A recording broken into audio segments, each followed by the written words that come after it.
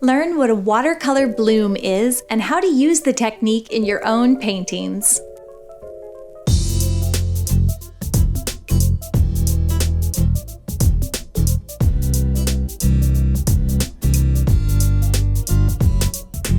Hey gang, welcome to another Shayda short. Today we're talking about watercolor blooms. So this is an example of the technique. It's a lot of fun to create, and there are so many uses for blooms, from doing sky, clouds, water, or even flowers and leaves, of course.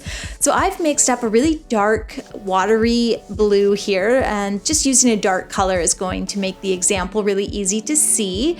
I'm blocking out kind of a square of wet paint. And then if I tilt the page, you can kind of see how wet this is. It's got a good sheen on it. The paint is not running. It's not super messy, but it is nice and wet. A good sheen is what I'm gonna say. Now I take a clean, wet brush and I'm going to run that clean, wet, watery brush through my blue, my wet color. And that, in short, is how we create a bloom. Now, if I take a dry brush, I can pick up a little more of the paint and kind of make that bloom even more dramatic. Or I can use more water, add that in, and kind of continue this bloom effect.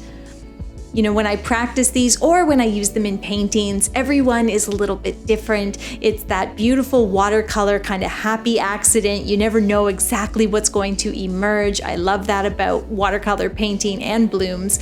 And I think you can see now how this would be so effective for doing waves, sky, clouds, water. In my second example here, you can see the area is wet, but it's not like puddle wet. It's not bleeding all over. So at that point, I add my clean water, and this time I just added it right along the top. And you can see me kind of moving the water around or moving the pigment around a little bit. I'm kind of playing with this area.